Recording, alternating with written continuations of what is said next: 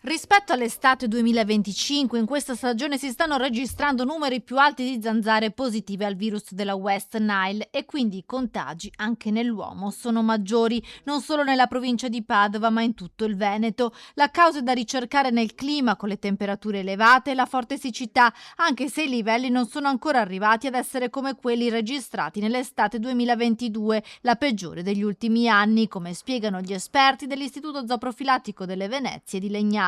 Attualmente abbiamo trovato circa una settantina di pool di zanzare positive, mentre lo scorso anno erano comunque di meno.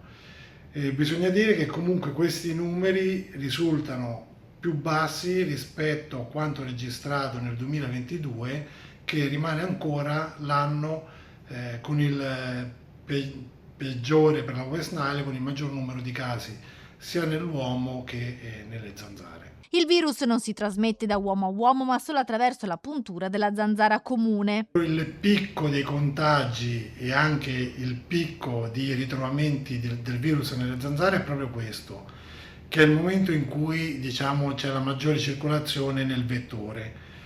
Quindi ci dobbiamo aspettare che per il mese di agosto ancora un certo numero di casi, mentre dal mese di settembre andremo ad osservare una riduzione sia delle zanzare positive, che tra l'altro saranno anche meno in termini numerici le zanzare, ma anche cominceranno a diminuire il numero di casi umani.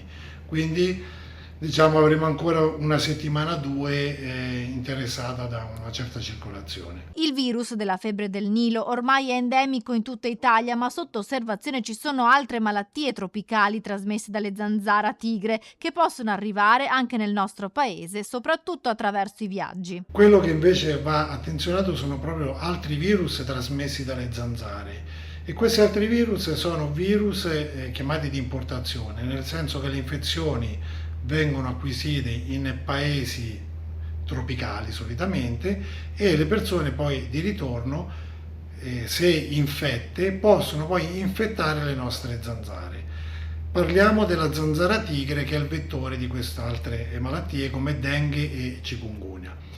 Il livello di attenzione rimane alto perché sappiamo le persone che viaggiano sono sempre di più, e quindi la probabilità di introduzione di questi virus è piuttosto elevata. Per questo, ad ogni caso di dengue si attiva subito la disinfestazione nelle aree interessate per evitare focolai autoctoni come quello registrato lo scorso anno nel Veronese, con decine di casi di chikungunya nell'area della Valpolicella. Probabilmente in futuro saranno sempre più frequenti e quindi bisogna fare molta attenzione a identificare precocemente la loro introduzione e quindi isolare le persone infette in modo che non vengano punte dalle zanzare.